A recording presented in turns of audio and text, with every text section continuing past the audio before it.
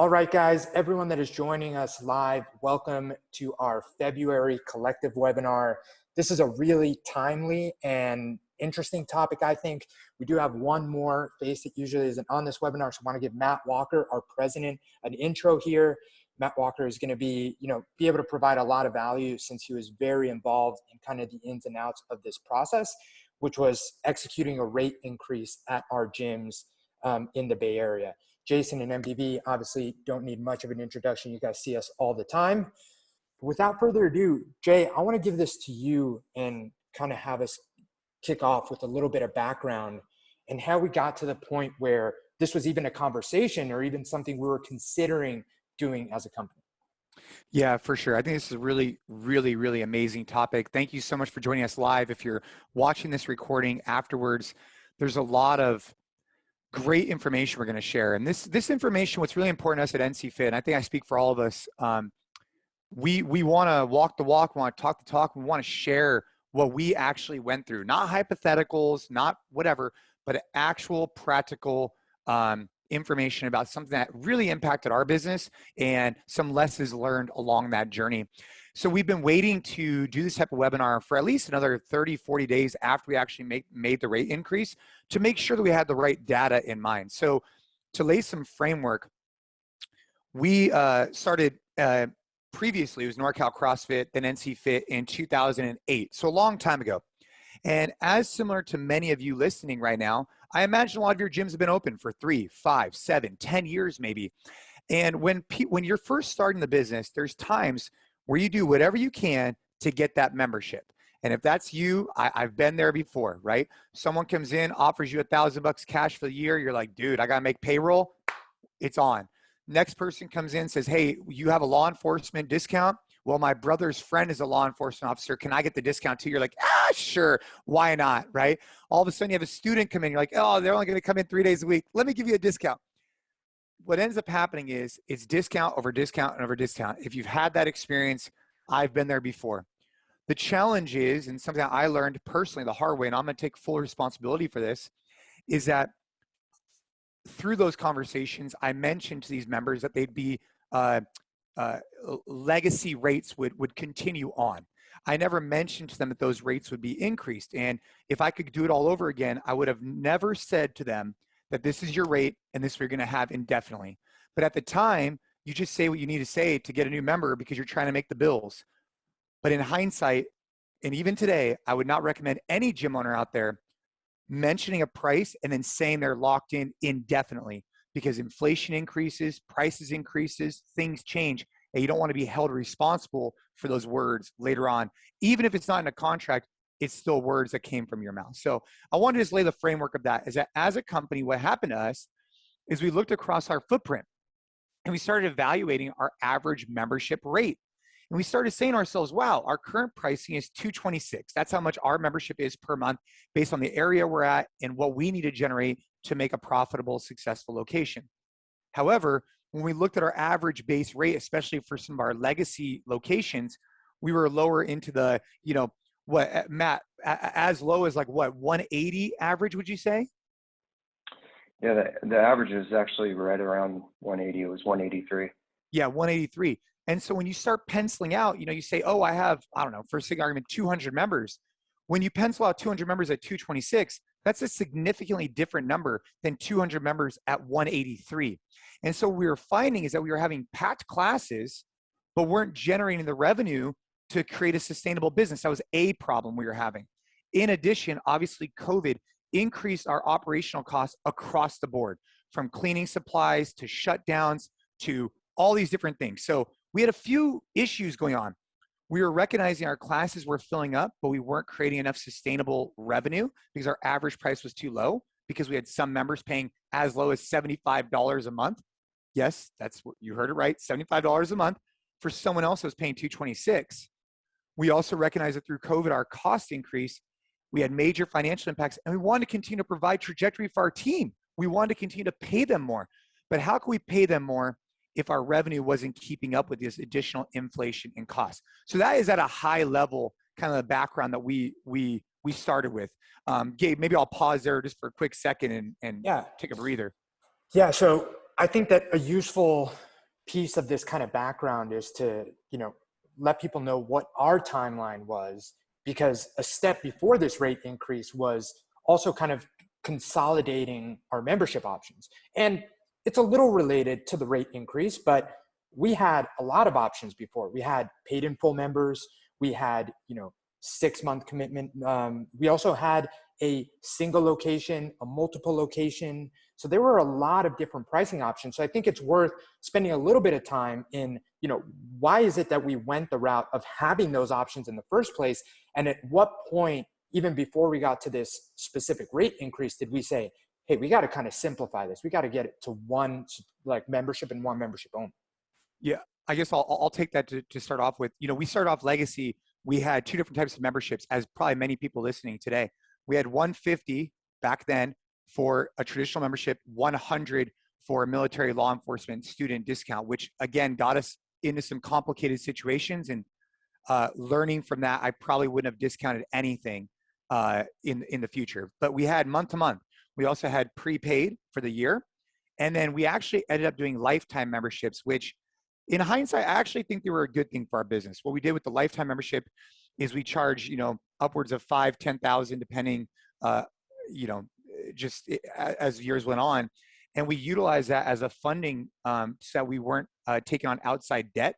And we actually self-funded it through some of these lifetime memberships, which in hindsight, I actually thought that was a good thing for our business, just sharing that. But as the years went on, we then started hearing a demand. And people saying, hey, I want to commit back to you on a month-to-month basis. Can I do a 1-year contract? So we ended up adding a 1-year contract and discounting a little bit. Then we did these prepayments and discounting a little bit. But ultimately, everything was just discounting more, and it became very complicated. And when COVID hit, we realized 2 really important things.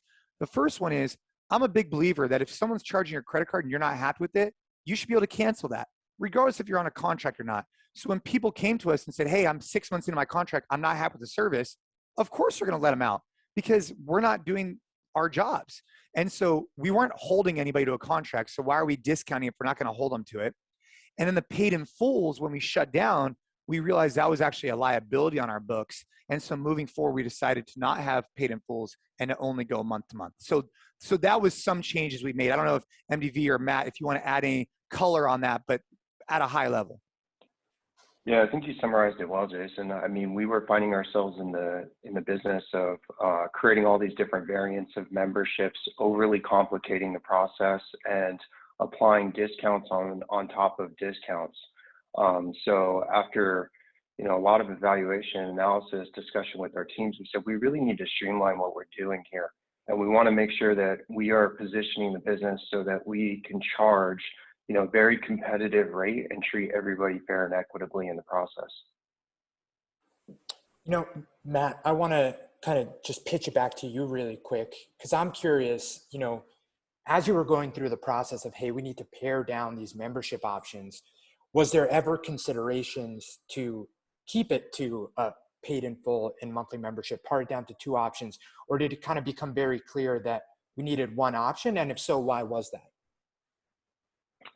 Yeah, that's a good question. The paid in fulls, especially as of recent, like Jason said, they kind of created more of a liability for us. We were discounting, and then you had membership credits, and those are very difficult to handle as, we are being mandated to close, and then we're allowed to reopen, but only given certain circumstances, and then reclose and so forth. So we decided, we want to make sure that we're streamlining the membership options and the way we're servicing our members. So we're gonna discontinue those. In terms of going through this whole the past 2 years and COVID and increased costs and inflation at record high and so forth, really we looked at it like we have 2 options here ultimately to grow our top line revenue. We can increase the price of new enrollments going forward. And then if we're going to continue to offer things like, paid in fulls, our agreement pricing, we need to bake in discounts for those. Or we can address these inconsistencies that we have across our membership pricing, and the fact that we do have, quote unquote, grandfathered or legacy members paying $75 a month, while people coming in right off the shoot are paying $226. and ultimately decided that taking the latter approach was the right move for where we're at today, or where we were at that given point in time, and was going to be conducive to us hitting our goals in the future. You know, one thing that I can speak to as well that, you know, maybe wasn't as much of a factor when we were making these decisions, but it's definitely been top of mind in retrospect as we've kind of gone through January and February of this year, is there's also a very significant shift in what consumers are looking for because of the uncertainty in the fitness space. Like, we have done considerably more business with our 10 class and 5 class session packs than monthly memberships in the past. And I think a big piece of that is, you know, people may not know, hey, I'm going to be coming to the gym 3-4 times a day for the next month. I might have to put this on hold. Maybe I don't feel comfortable coming in just yet, want to spend some time back at home. So they also appreciate the fact that they can buy these session packs from us, and, you know, they don't lose the classes or lose their subscription. So I think that that played into this too, where, you know, maybe it made less sense now for people to want to purchase, you know, a full year of memberships, because they rather have 10 classes at a time, where at any given point, they're not really out on any part of their membership. And we've seen that very clearly here in the first 2 months of the year. Yeah. And Go ahead. I was just going to add to that, Gabe, because I think that's a really good point. Where we're at right now, 33% of our member base is actually on session packs, which is a big difference compared to, you know, that the way we were set up going into the whole pandemic. And we're seeing that on a go forward basis, month to month enrollments are actually hovering at less than 50% of all new enrollments. We're signing up quite a few folks on 10 session packs and 5 session packs for the very reasons you pointed out. So I think that now that we've laid, you know, a really good framework of the background that took us to this decision, and Matt, you made it very clear that, you know, we really boiled it down to what we were going to do to increase the top line revenue for our business, because we needed to, given the circumstances, was we were going to get everyone to this level playing field. $226 a month and $25 a class on the session packs for everyone. Legacy members. Now, Jason, I want to pitch it to you, and MDV, I think you can add a lot of value to this section too. What were because I think what the bulk of this webinar is going to be is really how we went about and did that, because there were many steps, many considerations and communication, MDV, where I think you can shed some light, was very key in doing this. I think we can say successfully looking back at it. But Jay, what were kind of like the biggest concerns off the bat that, hey, if we're going to do this, here's what we need to get in front of? Yes, I definitely want MDV to speak on getting the team engaged. Obviously, I think it's very important. But before we get there, I just want to make one highlighted note. You know, when you're making this decision, increase everybody's rate or increase the top line rate, I think we made the right decision. But one factor that that contributed to that decision making was, I would say, is 2 things.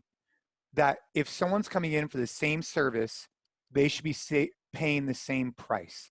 It should be equal across the board. That was something that was important to us, is that we saw the same people in the same class with the same instruction paying $150 difference. Now you could say, oh, well, they signed up earlier, but for fairness, we also thought that was important, that everybody pays the same thing. I think that was important as I got on the phone with different members that received this increase, is that we were not treating them any different than anybody else.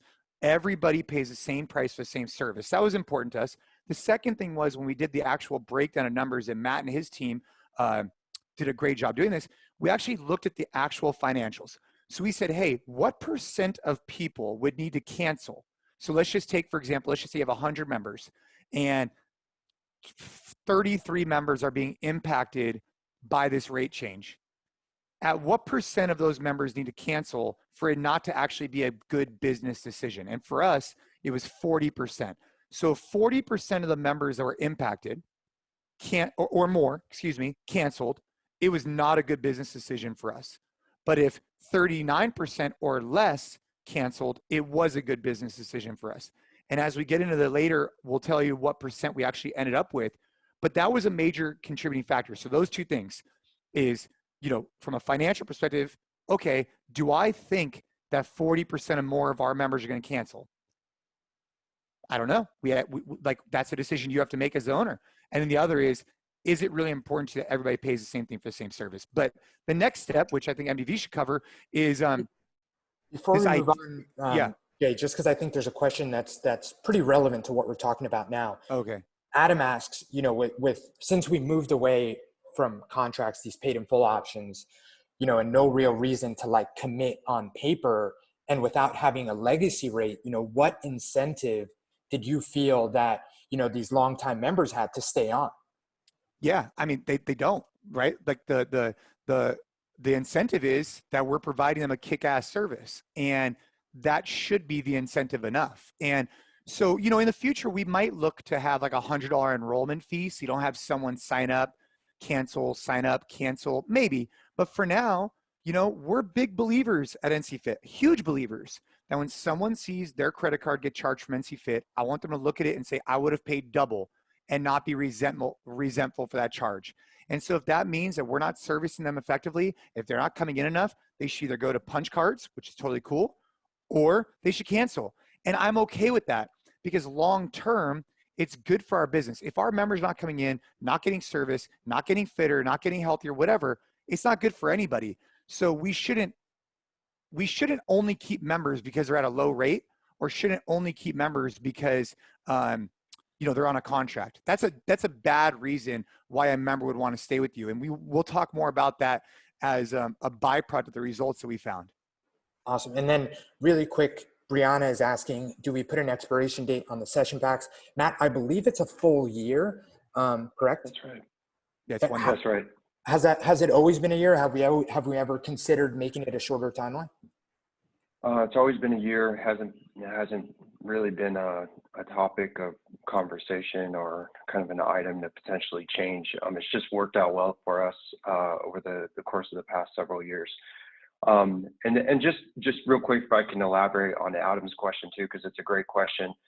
You know, we talk about that as a leadership team on a regular basis, how really the onus is on us to get out ahead of, you know, potential problems or concerns about a member not getting value out of their membership well in advance. So if we see that their participation is starting to drop off, maybe they haven't been into the gym in a couple weeks, for example, we are very proactively reaching out, making sure that we're in close comms with them.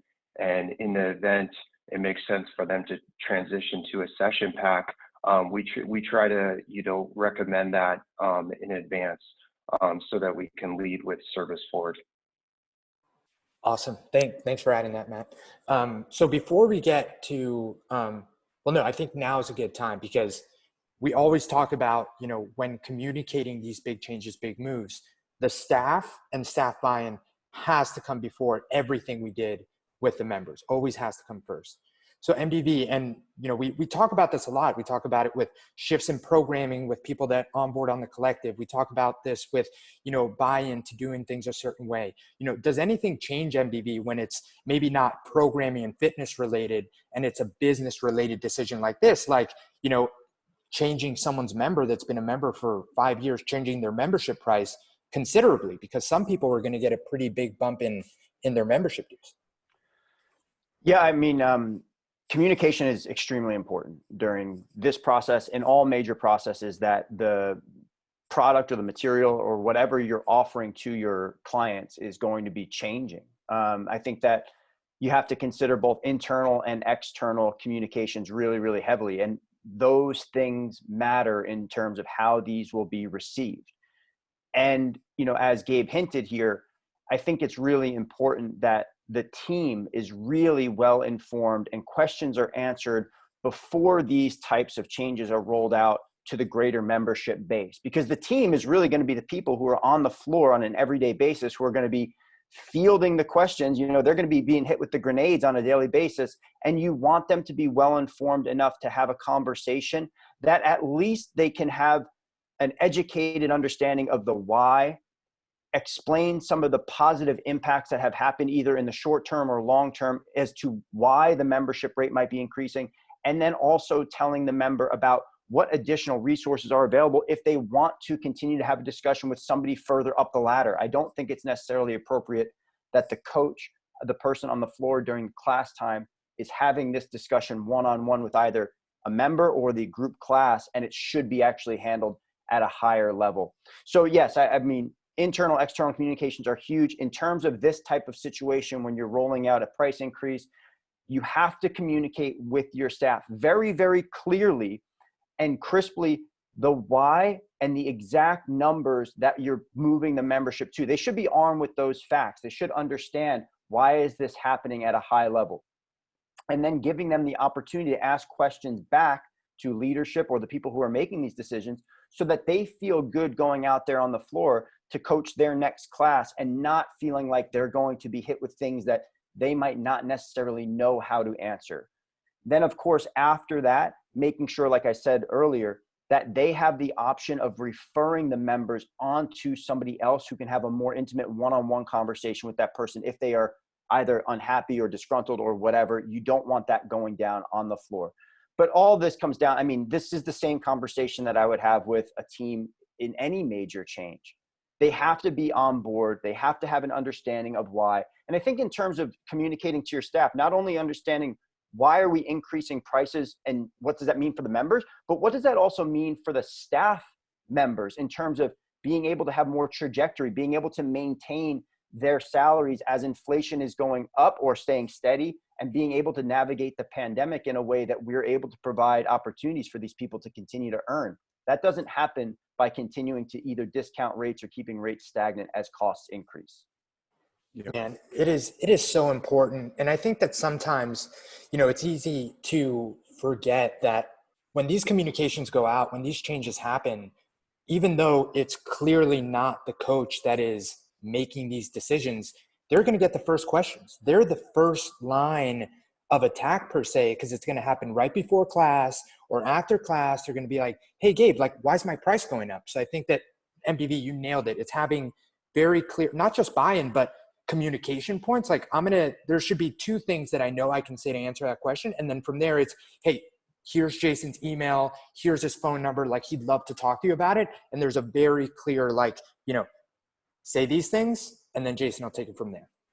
Yeah, and what was nice about this, just to highlight what MDV some, is that when a member comes in and they got my email, right, they immediately, let's just say they get defensive, let's just say, and they say like, why are our rates changing? All of a sudden, if the coach isn't on board and maybe a few members start talking about it, it could create this kind of like, not like a group of people that are frustrated, but if the coach diffuses it immediately, it never gets a chance to build up that momentum in that class or in the gym, which we saw firsthand was really, really helpful. So definitely think that the step number one for us was, well, not number one, but once we decided to make the decision, was that all hands meeting.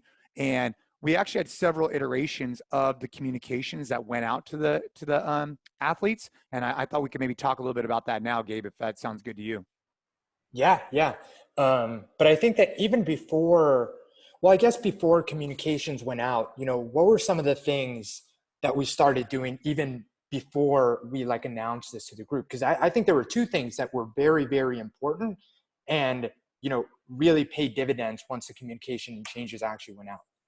What in regards to what? Because what we were tracking very heavily, and I think this is very important, is you get a spreadsheet, you put down the monthly cost for the actual member. So let's just say John's paying $126, then they're going to go to $226. The delta is 100. You should already have all this, because that's also going to help you make your decision on if you want to do it, right? But we have the membership price, membership start date, average utilization, which I think is really important. We looked at the past 30, 60 days to see what their utilization was. And then next to it, we had, like, from the coach and from ourselves, the likelihood of them continuing. Just objectively, hey, if you're coming in, 20 times a month, the likelihood of you continuing is probably pretty high. If you came in once a month, likelihood of you continuing month to month is probably pretty low. So we had that document already ready to go. And we actually structured the emails in two different ways based on that particular data. One email went to the members that came in 5 or more times, right, Matt? 4 or more times. 4 or more times.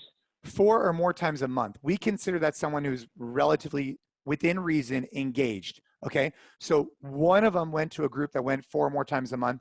The other one went to someone who came in 3 or less, or 4, less than 4 times per month. And the reason why we thought that email was appropriate is because if someone hadn't been in 6 months and you hit them up and just say, bro, we're raising your rate, it comes off a little unauthentic if you haven't been reaching out to them as much in the past. So for us, we split it up. We said, hey, based on your attendance, we actually think it's better for you to get class packs. And we kind of set the tone early that, we recognize you haven't been in as much. We probably could have done a better job engaging with you.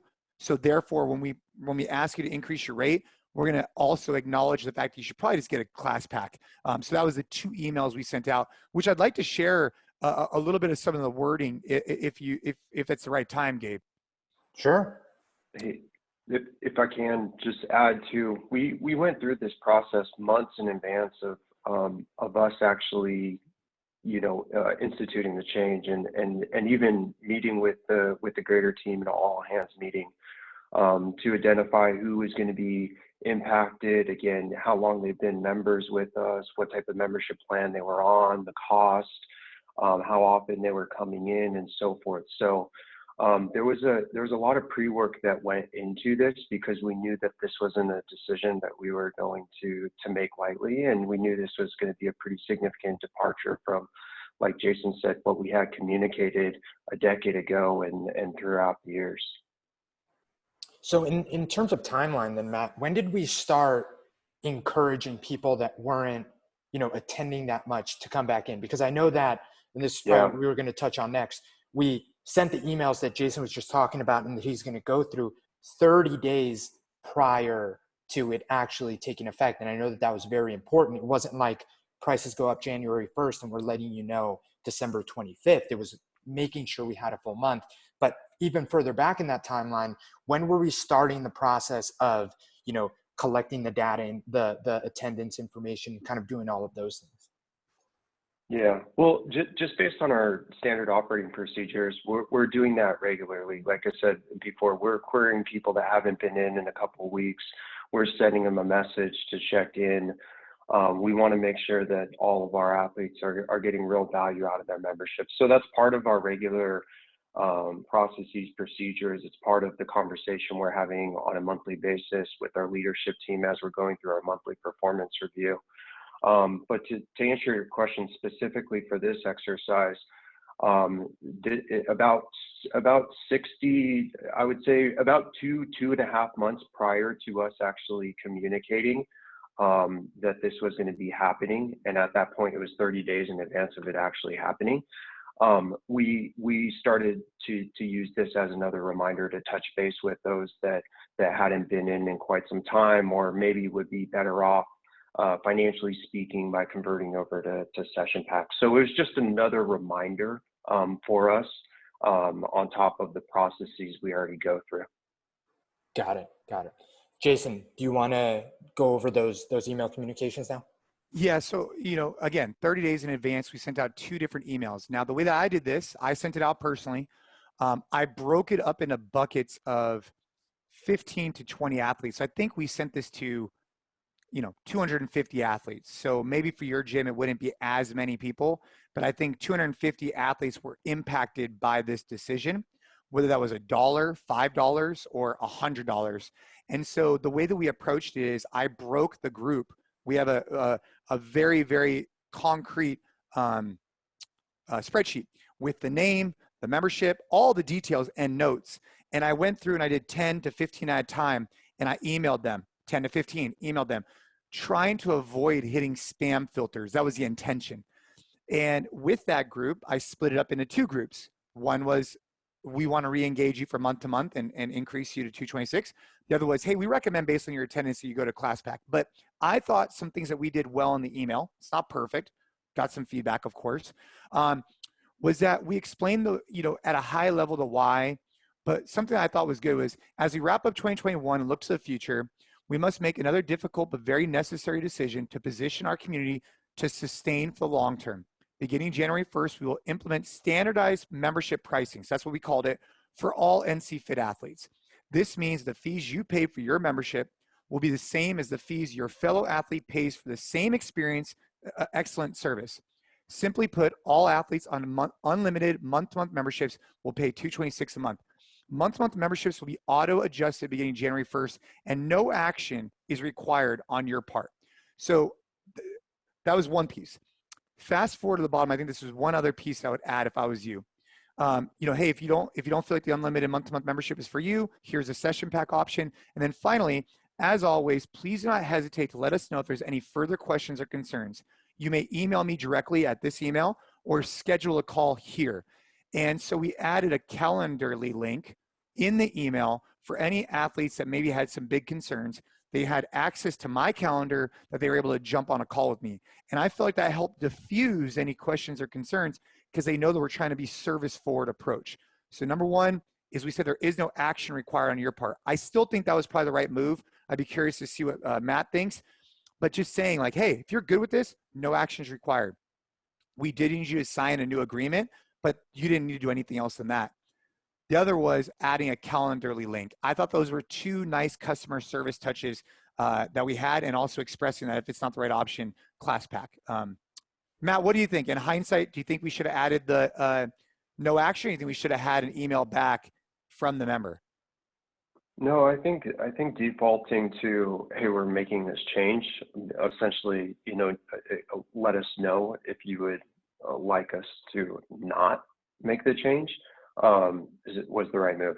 I don't know about you guys, but I've been getting rate increase notifications left and right, especially on behalf of the business with our different vendors and so forth. And, like I said earlier, we're seeing record high inflation reporting out at 7.5%. It's becoming pretty normal nowadays to have, services, dues, subscriptions increased. And so I didn't expect that we're going to have a major pushback from the majority of those that were impacted by this. And knowing what I know about our demographic of members in large part, they essentially would be, hey, good to go. Just go ahead and make the change to my membership. So I'm glad that we defaulted to that process.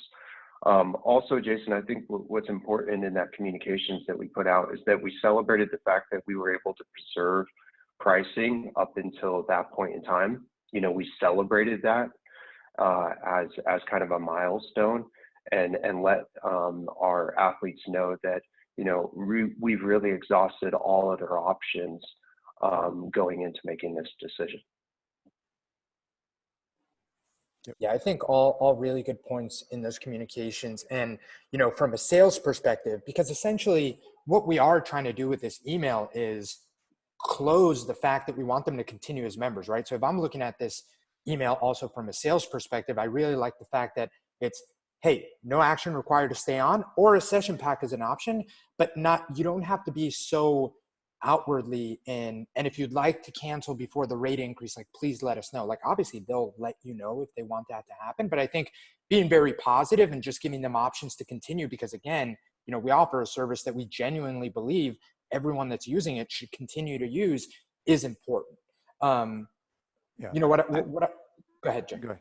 I think as a follow-up though, I think it's really important. So emails went out, and then immediately after the email, I personally text messaged anyone who is receiving a $45 increase or more. I personally text them. And I think in hindsight, it was the right move. I think it showed that we are customer service forward. It was, some work, of course. But what I did was I text each one of these members, hey, it's Jason Khalipa from NCFIT. I hope you're doing well. I just want to draw your attention to an email I just sent you. If you have any questions or concerns, please let me know. And yeah, I had some tough conversations. Of course I did. But I also had some great conversations. Some conversations where people like, look, you've been, the gyms have been impactful in my life. I'll pay double what I'm paying. And then you had some people who are a little bit upset, but I found that jumping on the phone with them is always the best way to explain the why. And there's no better time than right now, coming out of 2 years of COVID, to be able to share with them, hey, we want to invest in our people and want to make sure we're sustainable for the next decade to come. And so emails were sent, and follow-up text messages for anybody that had a decent rate increase. I didn't email all of them, but I want to say I probably text about at least 100 people, I would imagine. A quick question that Brittany had. I think I know the answer. Did we raise prices for just legacy members to meet current members, or did all members get a bump? That's We right. were at 226. So We were at 226. We brought everybody up to that rate. Perfect. So that's why not everybody was impacted, right? That's why we only had like 250 athletes that were impacted. Most of these people were already on our regular standard base rates. Now, Jay, I have a question for you. And MDV, I'm actually really curious to hear your opinion on this too. You obviously took the reins on most of the communication because of our business, right? And because a lot of people, especially the legacy members, signed up when, you were coaching a lot of classes. Not that you're not coaching now, but there was that kind of personal relationship with you. So I think it was very appropriate for you to take lead on it and not have, Nikki, a general manager or a head coach. What would you suggest? Because that might not be the case for every gym that's doing something like this. So, should it always be the owner, the one that is, the decision kind of, traces back to the owner? Or is there a place for a head coach to take these communications, or a general manager, even if they're not the owner of the business, because they're the ones that maybe have the most personal relationship with the members? Like, is there room for that? Or is that something you wouldn't suggest? And MDV, I'm curious your thoughts as well. Yeah, I'll just highlight this. I thought for our members, it was the right move for me, because ultimately I wanted to share with them that I personally stood behind this decision, because for many of them, and again, I'm admitting fault here, that was the people that I shook their hand and said, welcome to the gym. Your rate is $100. And I had to retract that, and it was tough. But that's why I decided for these ones. Now, we have done another rate increase actually recently at another location of ours. I didn't have the same relationship necessarily with the members. And so in that particular case, the site manager took care of it. And I think it should be the person that kind of has the most kind of connection. But I mean, MDV, that's a good way to put it, right? Yeah, I think it highly depends on the situation and how your business is set up and the timing. In this circumstance, I agree that for our general membership at NCFIT, because of what we were going through and the people we were dealing with and how kind of sweeping this change was, it was a really good idea to have Jason so intimately involved.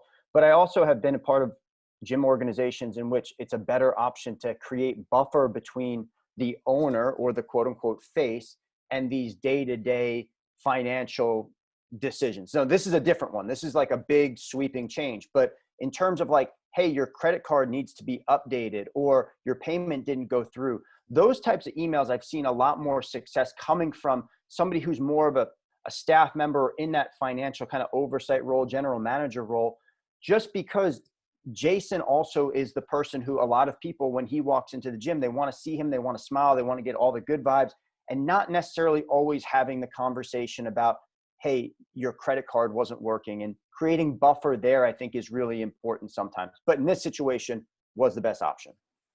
Yeah, completely agree. So we have 20 minutes left in the webinar. We still want to dive into the results, super important, but I want to give everyone a reminder. We want to have at least 10 minutes at the end to answer all your questions. So please get that into the Q&A box. But Jay, I think that the really interesting piece here, and the reason that we wanted to wait, a little bit of time after doing this ourselves, we literally did this January 2022. We are, a month and a half from instituting the change and seeing, what the results were. What are some of the takeaways? Let's just start with, you said that 40% had to cancel for this not to make sense. What was our actual expectation of the percentage of people that would cancel? And then what were the actual results? Yeah, I think we actually hit the results, hit the nail on the head. And so I want to caveat the results by saying one thing that's really important.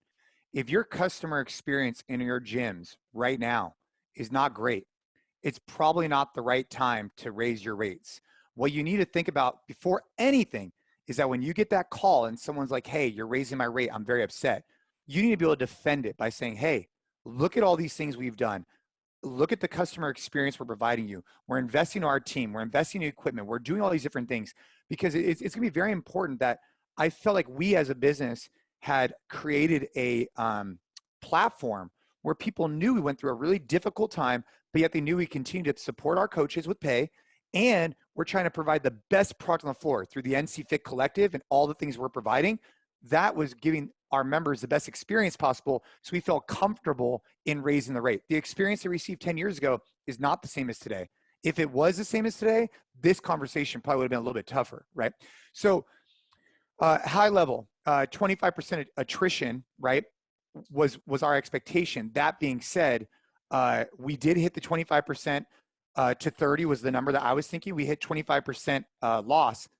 However, about maybe 8 to 10% of those people converted to session packs. So I think that's important to note.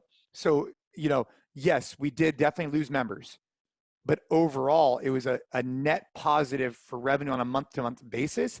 It was also a positive for those people that canceled that converted to session packs, where it just didn't make sense for them to pay $226 for once a week to come in. And so that was the numbers. One thing I did want to talk about is the way we tracked it. So myself, Matt, who's here, and our operations manager were deep in the matrix on the spreadsheet for weeks, tracking each person with red, yellow, or green. Red meant, hey, they're canceling, they're out. How can we then have the best service for them and say, hey, thank you so much for being with us. What can we do better, et cetera. Yellow meant they're on the fence. They're talking to their, significant other. And green was like, they're good to go. And we tracked it in a spreadsheet. And that was very helpful for us to start analyzing at an early date how successful this change actually was.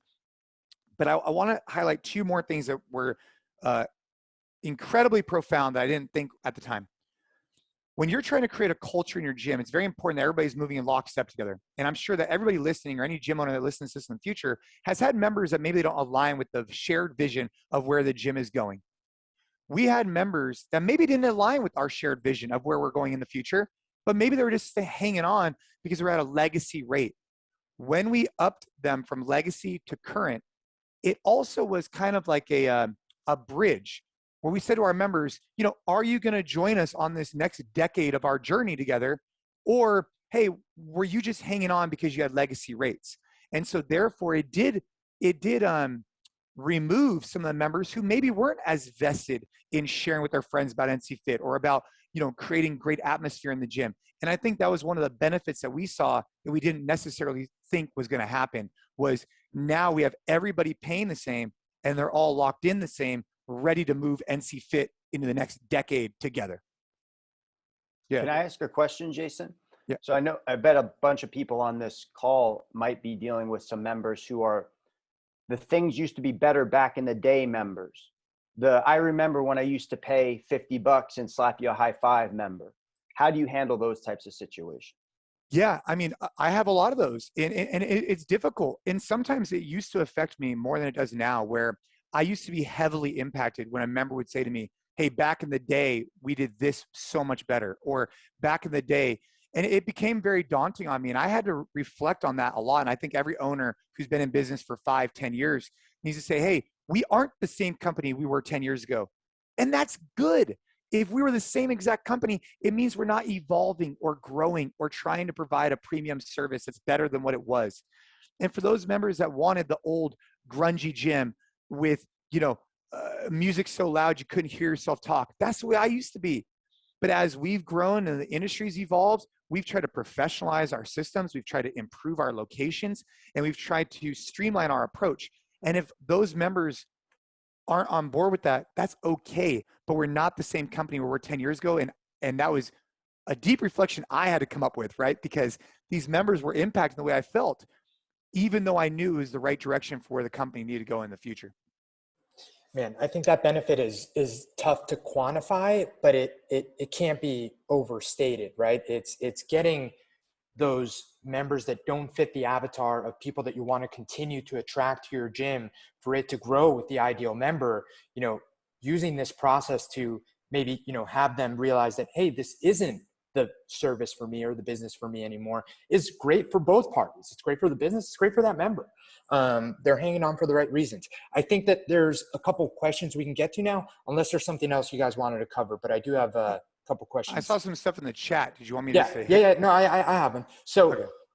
Ryan is asking, how much did we increase? And I know it varied, but any additional insights on, how many people were getting $100 increase versus, the kind of smaller increase. But Ryan, to answer your question, and then I'll let Jason get into more detail.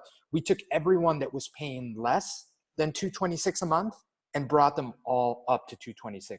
Now, the actual increase varied from person to person depending on how much of a legacy rate they were actually in. But any kind of insights on how many people got as much as the $100 increase versus just a few dollars? So for a $100 increase, we saw about 23 people, or like about 15 to 20 people on that. Less than, like about a $50 increase, we saw roughly, like 70 people had roughly a $50 or more increase. And then the rest of them all started to taper off, right? I'm looking at the spreadsheet right now. It's 30s and 20s and 10s, et cetera. Now, I will say, obviously, as the spreadsheet shifts from more increase to less increase, you saw the cancellations shift with that. I will say that's natural.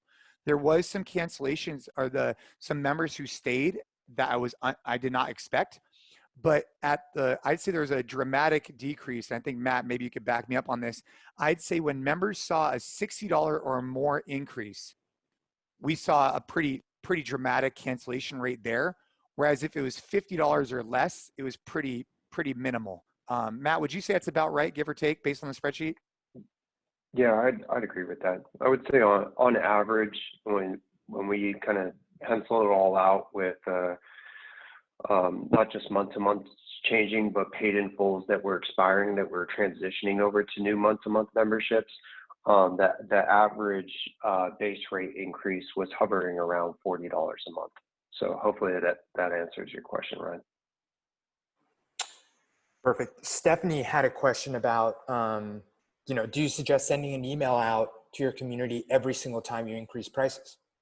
So Stephanie, to answer that, we reserve the right to increase rates 3% every year based on the waiver that we have for our members. If that was the case, we would not if we did it on an annual basis, we probably wouldn't send out an email. This was just such a big change that we felt compelled that it was the right thing to do, and we needed to do that. So if it was a small little increase you have built into your membership already, and it's kind of like a known thing, that's fine, but this wasn't. So that's why we emailed the communication. Perfect. And Stephanie actually has another question. I think this is an interesting topic, something I've heard, other gym owners bring up, and is, I've seen some popular services that facilitate this. But Stephanie was asking about thinking of adding an open gym fee that would be additional to a monthly membership, where people can come in outside of class times when the gym is actually closed. There isn't a coach there, the whole lockbox camera model. I know there's a couple of companies that facilitate this. What are your guys' thoughts on the extra cost for something like that? And she shares that she was thinking $15 a month on top of the current membership.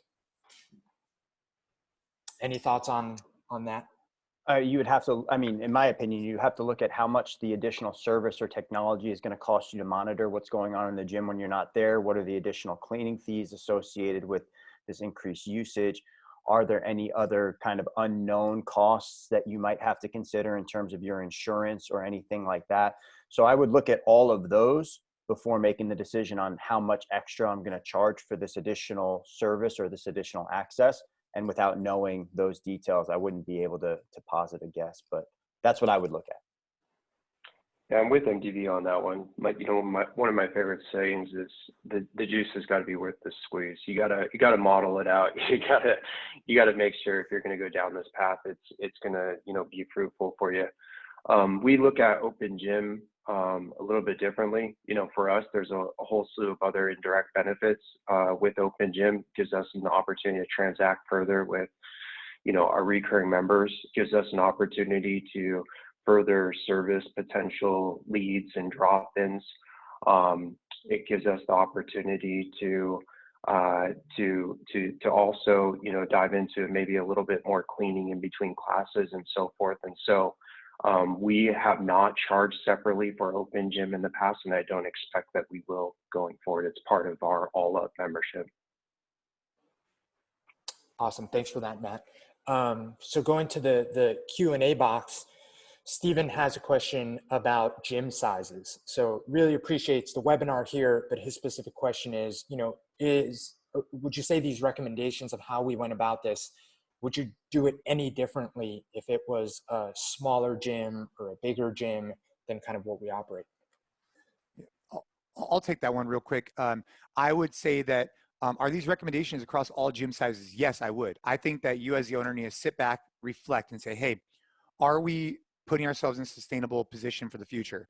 Are we generating enough revenue per member, per class to put us in a position to pay our coaches a premium and to provide a living wage for everybody?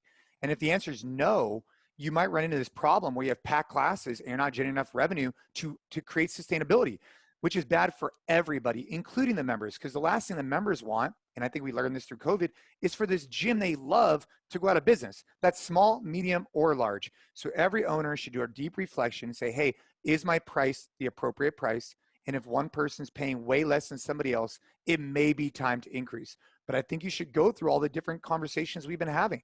Put it on a spreadsheet, do your due diligence, make sure you're talking to your staff. There's so many factors to this. Don't do this hastily. Don't do this just overnight. Think about it. Then once you're done thinking about it, think about it again for another week. And then once you're done with that, then think about it one more time, and then maybe make the decision. Because this is a very big decision. And what will happen is, especially as the owner, you will get backlash. You will. And when you get that backlash, you need to be fully confident in your decision, regardless of the size of the gym that you have.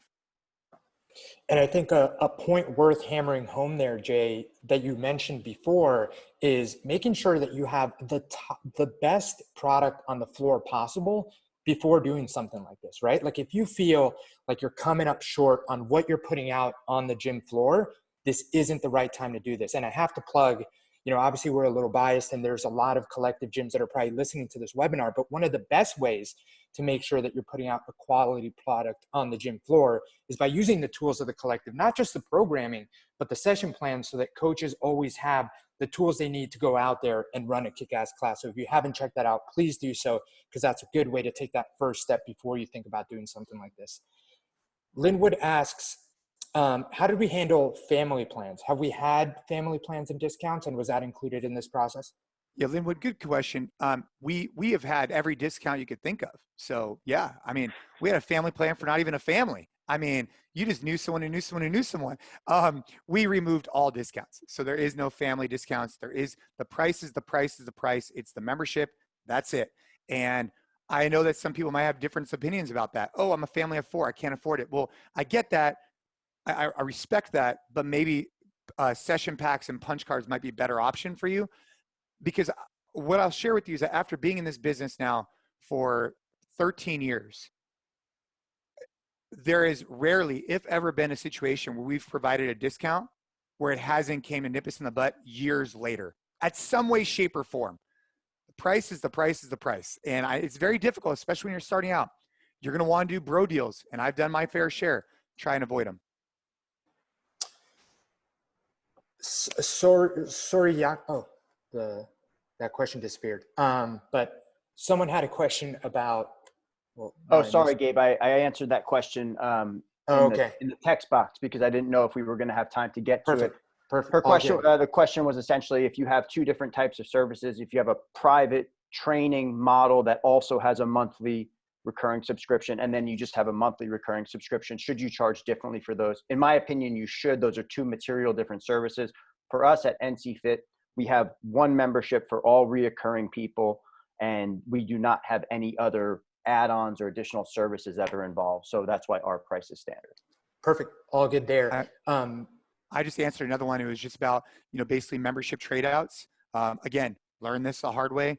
The best way to do it is I pay you for your service. You pay me for our service. Long-term, it works out better for everybody. In the short run, all of these deals seem amazing. They are amazing. In the long run, it's better just to kind of like create structure and streamline. And I can't emphasize that enough. As a guy who's, gone through it, many of us have, it's so easy to want to do that. Don't do it. Ryan has another question. Do you cancel, remove classes when below threshold in counts? I'm a part of these calls. So we have a monthly performance review for the gyms where attendance is one of the slides that we look at, Ryan. And this is something that always gets brought up. Matt, what's the threshold that we usually look at and then, try and revisit it a month later? Yeah. The threshold is really site dependent based on the maturity of that membership where we're at. You know, we just launched a gym a few months ago. And so in that situation, for example, our threshold is going to be lower than, you know, one of our sites that has been around for a decade plus. But they start to really get on our radar anytime the class is averaging 5 or less participants on a regular basis. And like you said, Gabe, we're tracking it at minimum monthly, but in all reality, I mean, we're looking at participation daily across our management team. Okay, great. Another question disappeared on me, but Scott asks, is it possible to get the wording that Jason used in the notification emails? I'm sure we can get that out if you email collective@nc.fit. I'm sure I can get that from Jason and send that in.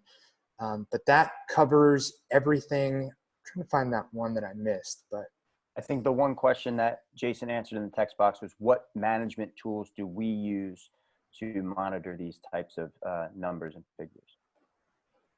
Yep, I answered that one just with Excel and Google Docs. I also answered another one where the individual was asking if we offer like, you know, limited memberships, you know, 3 days a week, 2 days a week, 5 days a week, et cetera. We do not at NCFIT. We have one price. It's unlimited memberships. If you're not looking for that, which is totally cool, we have class packs. Very, very simple, straightforward. And the reason for that is this background of, I want to encourage members to come in as much as humanly possible. If I can get you in 7 days a week, I want you to, or 5, whatever. So if you're initially encouraging them to come in less, that's kind of counterintuitive to what we want.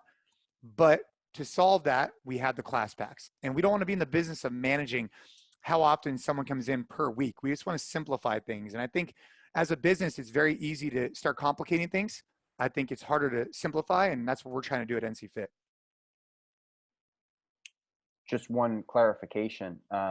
You know, for drafting communications, we do use Google Docs for tracking things like the status of people's memberships in terms of internal types of evaluations, like we were talking about before, the green, yellow, red system. We do use Google Sheets, but Jason or Matt, which membership management softwares do we use to track things like monthly attendance and all those different types of things? Yeah, we use Waterfy for that.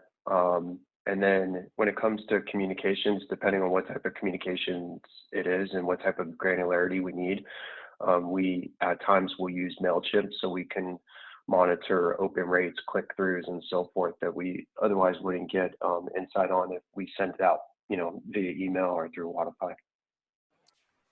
So, and this answers, Yaktra's question as well. We are going to send a recording this to everyone. So I know we're coming up on the end of the hour. So if anyone needs to hop off, obviously you will get the recording, but we are going to stay on and just tackle these last couple of questions, but we are at the end of the hour. Really appreciate everyone that came here live. And Jason, I'll give you a chance to close off, but just wanted to make sure everyone knows that you will get a recording. Ryan has a question just about, you know, the fitness space in general. What are you hearing about gyms closing for good? Do you feel gyms are coming back? Yeah, just before we sign off, for anybody who wants to leave, you know, I felt like this webinar, obviously we're biased. I felt like it was packed with a ton of very actionable, tangible items. I would really encourage all of you, share this with a friend, share with another gym owner. We need to continue to rise the tides of our industry. And having these type of conversations, the reality is we're not in a hobby, we're in a business. And these are the type of conversations going to lead us into the future of the fitness space. So please share this as much as you can. It will also be on YouTube because we need to tell more people about how to professionalize in this particular arena. We have more to come at NCFIT. If you have not used the NCFIT Collective, again, another plug, but the reality is we're full of trying to share value. The NCFIT Collective is the world's best. It's not even close. Session planning and programming. If you haven't checked it out, I really think you should. Now, back to Ryan's question. Hell yeah. Gyms are coming back. They're on fire. It's finally here. It's taken 2 years, but it's finally here, and we're seeing it firsthand. Yes, some gyms that weren't prepared for the battle have unfortunately gone out of business. But those that have been able to get through this challenging time of COVID are coming out stronger, better prepared for this next iteration, and we're seeing it firsthand. The gyms we connect with are having the best months of their lives, and I think we're about to see the next maybe 3 to 5 years of substantial growth in the brick and mortar space from people who miss that personal connection and are looking for it again. So make sure if you're a gym owner, get as fired as we are, because it's here and it's going to be here for a while. You just got to service the hell out of your members. Man, couldn't have said it better myself. This last question that we have from Megan, if you have cleaning staff, front desk that you pay, are we giving them also free access to the gym? And do coaches get free access to the gym as well?